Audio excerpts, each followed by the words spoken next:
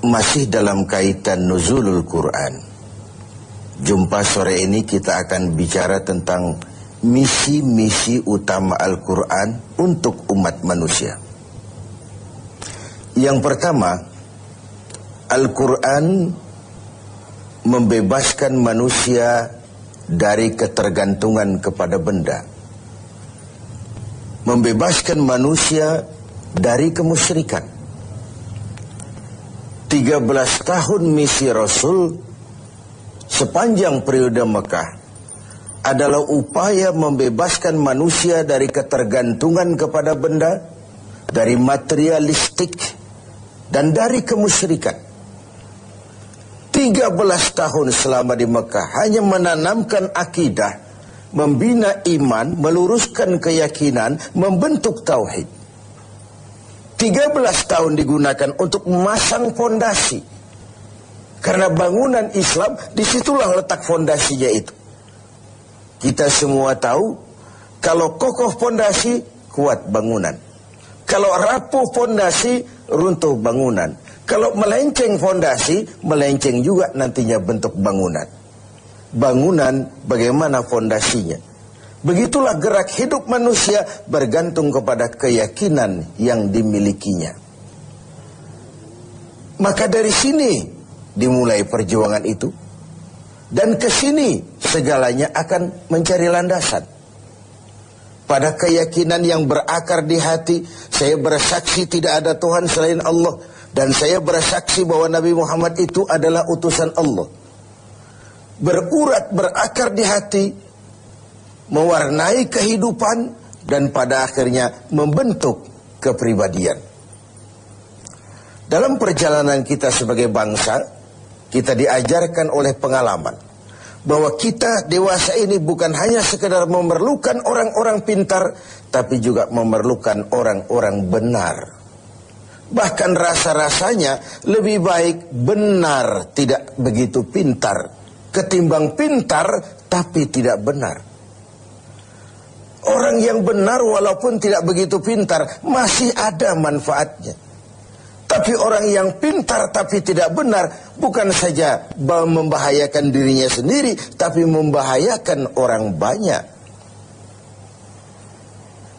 Oleh karenanya, nilai dasar keimanan inilah yang menjadi misi utama dari Al-Quran. Membebaskan manusia dari kemusyrikan dan mengajarkan bahwa satu-satunya dosa yang tidak berampun dalam Islam hanya kalau kita sudah terjebak kepada syirik, menyekutukan Allah dengan sesuatu.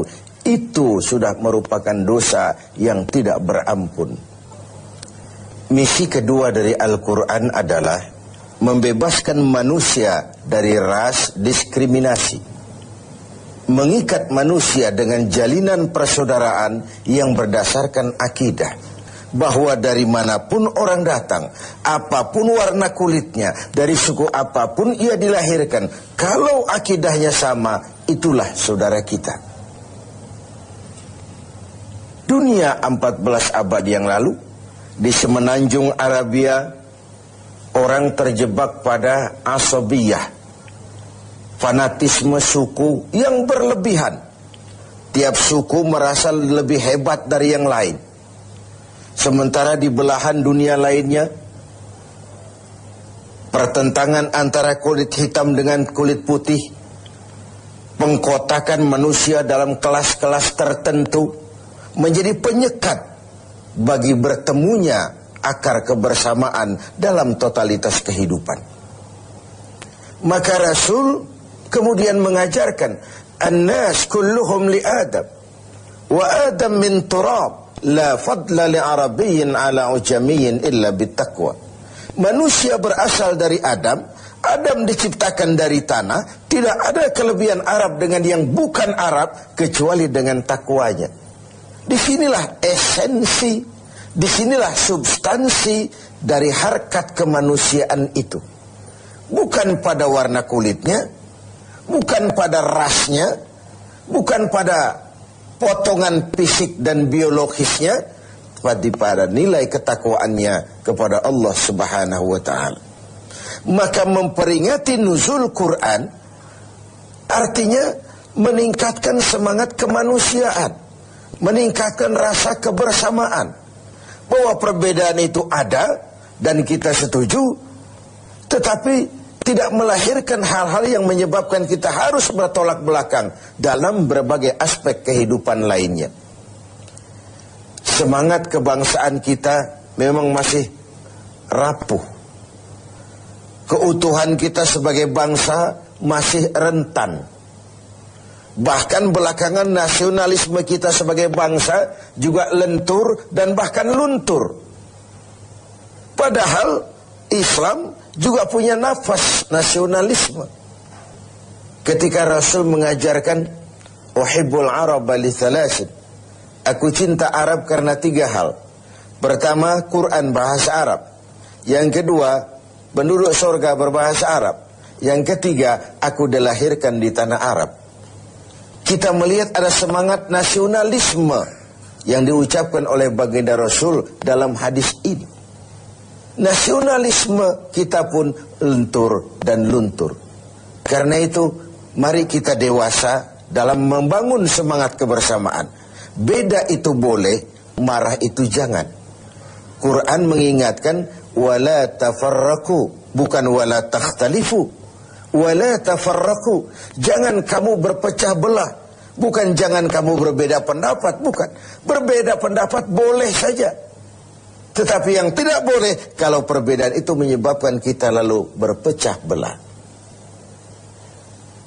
Yang ketiga, pemirsa, misi utama Quran adalah membebaskan manusia dari belenggu kebodohan.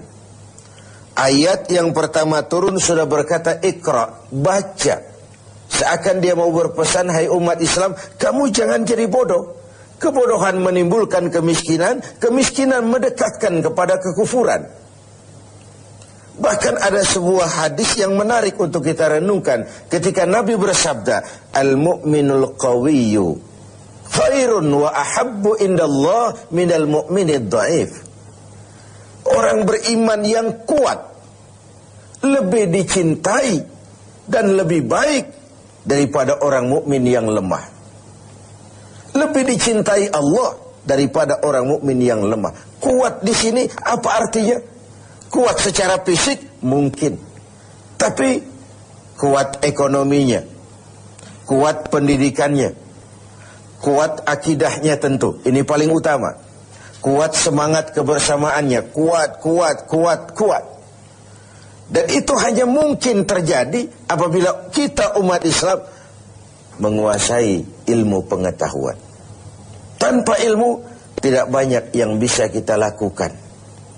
Oleh karenanya, ayat yang pertama turun sudah pembebasan manusia dari buta huruf, pembebasan manusia dari belenggu kebodohan.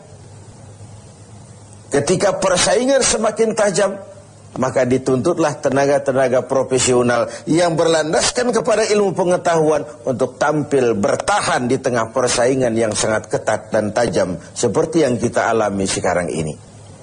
Pemirsa TV7 yang berbahagia, bahkan beribadah pun tanpa dasar keilmuan, kata Imam Ibn Ruslan, wa kullu man bighairi ilmin ya'malu a'maluhu mardudatun la tuqbalu. Bahkan orang yang beramal tidak dengan dasar ilmunya, besar kemungkinan amalnya itu tertolak, tidak diterima oleh Allah Subhanahu wa ta'ala. Bahkan ada athar yang menyatakan setan lebih takut kepada orang alim yang sedang tidur daripada orang abid, daripada ahli ibadah yang, daripada orang bodoh yang sedang ibadah. Iblis lebih takut kepada orang alim yang sedang tidur ketimbang orang yang bodoh yang sedang ibadah. Sebab apa? Tidurnya orang alim bisa bernilai ibadah, tapi ibadahnya orang bodoh bisa nol hasilnya. Lagi-lagi ini karena latar belakang ilmu pengetahuan. Jadi wajar kalau Imam Ali ketika ditawarkan, kau kalau disuruh pilih harta atau ilmu, pastilah ilmu. Kenapa? 3 alasan. Pertama, dengan ilmu kita bisa cari harta. Belum tentu dengan harta kita bisa cari ilmu. Yang kedua, ilmu kalau kau berikan kepada orang, kau sendiri makin mantap. Lain dengan harta, makin kau berikan kepada orang, makin berkurang dia. Lalu yang ketiga, harta kau yang jaga, tapi ilmu dia menjagamu. Makin banyak harta, makin bingung menjaganya. Tapi makin banyak ilmu, makin terjaga kepribadian. Al-ilmu khairun minal mal, kata Imam Ali. Ilmu lebih utama daripada harta. Karena 3 faktor itu tadi. Misi yang keempat dari Al-Quran adalah membebaskan manusia dari gaya hidup sekuler. Quran menjelaskan, awas, ada hidup sesudah mati, ada akhirat sesudah dunia. Dan tidak satu perbuatan pun yang akan terlepas dari pengadilan dunia, pengadilan akhirat. Tidak satu perbuatan dunia pun yang tidak berakibat akhirat. Inilah yang menyebabkan lalu ada filter dalam meraih tujuan yang bersifat duniawi. Ini yang menyebabkan kita tidak terjebak menghalalkan segala cara untuk mencapai sebuah tujuan. Ada hidup sesudah mati, ada akhirat sesudah dunia. Kita akan bergumul dalam semangat hedonisme, sekularistik, materialistis, tanpa adanya keyakinan akhirat. Dan itu hanya menyeret kita dalam sebuah kehidupan yang penuh fata morgana. Yang kelima, misi Islam dan misi Al-Quran membebaskan manusia dari perbudakan, mengangkat harkat, derajat, dan martabat kaum wanita. Perempuan yang sebelum Quran turun hanya berputar di seputar dapur, sumur, dan kasur, diangkat derajat dan martabatnya ketika Nabi bersabda, perempuan adalah tiang negara. Kalau baik dia, baik negara. Kalau rusak dia, hancur juga negara.